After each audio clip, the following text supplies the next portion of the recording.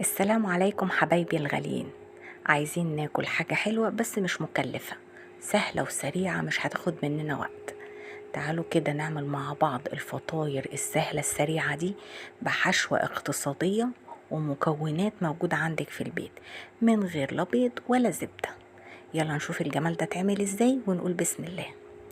اول حاجه في بوله هنزل بكوبايه من الميه الدافيه، عليهم معلقتين كبار سكر بودره، وعليهم معلقتين كبار من اللبن البودره، ومعلقه كبيره من الخميره الفوريه. ممكن تستغني عن اللبن البودره وتضيفي حليب عادي. ربع كوبايه من الزيت واخلطهم كويس وابدا انزل بثلاث كوبايات تدريجي. هنزل باول كوبايتين وهقلبهم يختفوا، هنزل بالتالتة بس مش كلها، يعني هنزل بنصها الاول عشان اشوف هتحتاجها معايا كلها ولا لا. لقيت العجينه فيها تلزيقه لسه، رحت ضايفه باقي الكوبايه التالتة وخدت التلات كوبايات بالظبط. ممكن معاكي تحتاج معلقه او اتنين مش مشكله حسب نوع الدقيق. هسيب بقى العجينه تريح شويه لمده ربع ساعه، مش عايزاها انا تخمر جامد لان هسيبها تخمر في الصينيه.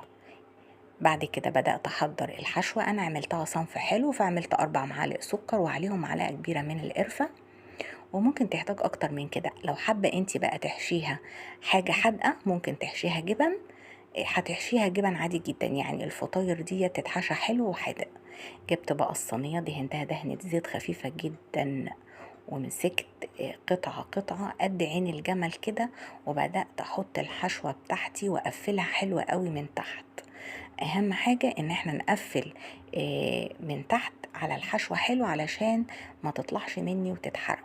زي ما انتوا شايفين سهلة وبسيطة ومش مكلفة، مكوناتها موجودة عندك في البيت.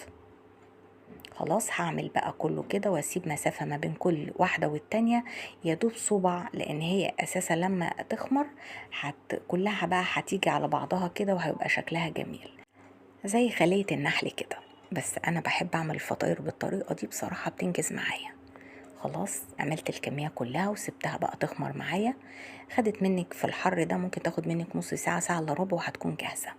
هجيب بقى شوية حليب، ممكن لو عندك لبن بودرة او حليب بودرة تدوبيهم في شوية مية، هيدي لون جميل جدا للفطاير. شوية حليب عاديين جدا ممكن. لو انت بقى حاشية الفطاير دي حادق بالجبنة، هتحطي على الوش كده رشة من السمسم وحبة البركة، هيبقى طعمهم حلو قوي.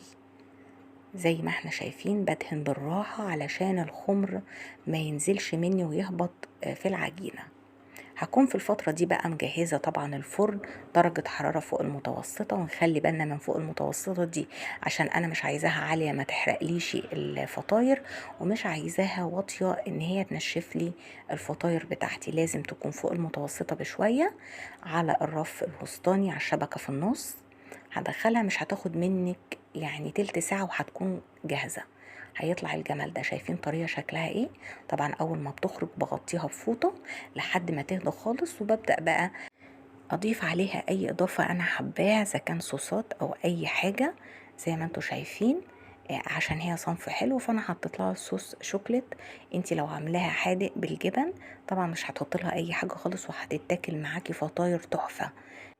جربوا حبايبي الطريقة السهلة الاقتصادية جدا دي في الفطاير البسيطة، واشوفكم على خير ان شاء الله في فيديو جديد وبألف هنا.